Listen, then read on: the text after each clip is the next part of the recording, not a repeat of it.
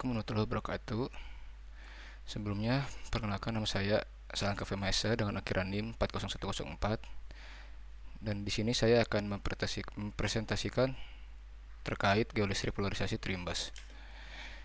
Geolistrik polarisasi terimbas adalah metode geofisika yang digunakan untuk memetakan sifat-sifat listrik bawah permukaan bumi dengan mengukur respon polarisasinya yang diinduksi dalam material tanah dan batuan. Metode ini sering digunakan dalam eksplorasi mineral, hidrogeologi, arkeologi, dan studi-studi lingkungan lainnya.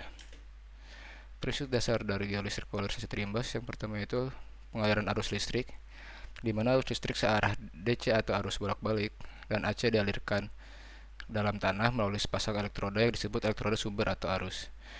Polarisasi terimbas, saat arus listrik mengalir melalui tanah, partikel-partikel bermuatan dalam tanah seperti ion mineral mengalami pergerakan dan orientasi ulang yang menyebabkan terjadinya polarisasi.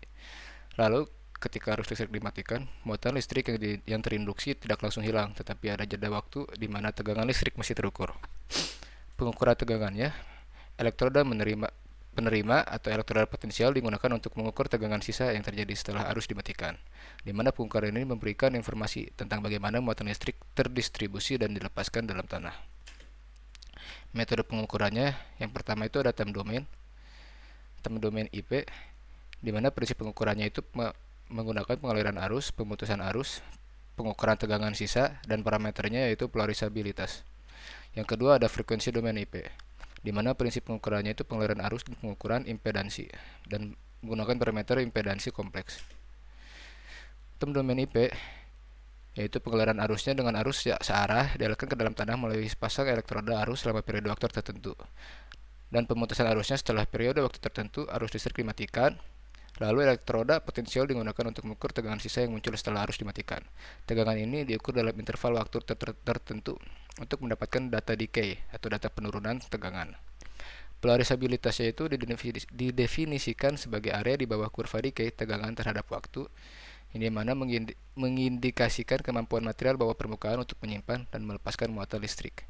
Pengukurannya itu menempatkan elektroda arus A dan B dan elektroda potensial M dan N sesuai konfigurasi, lalu mengalirkan arus searah melalui elektroda arus selama periode waktu tertentu, mematikan arus dan segera mengukur tegangan sisa menggunakan elektroda potensial, dan merekam tegangan sisa pada interval waktu yang telah ditentukan.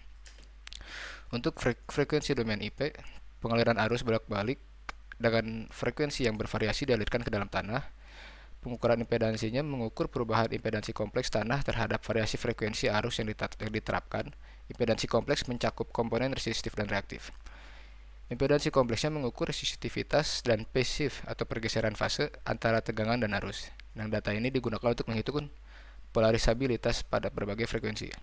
Pengukurannya mendapatkan elektroda arus A dan B dan elektroda potensial sesuai konfigurasi, mengalirkan arus bolak-balik dengan berbagai frekuensi melalui elektroda arus, mengukur tegangan dan arus pada elektroda potensial untuk setiap frekuensi, lalu menganalisis data impedansi untuk menentukan resistivitas dan phase shift-nya.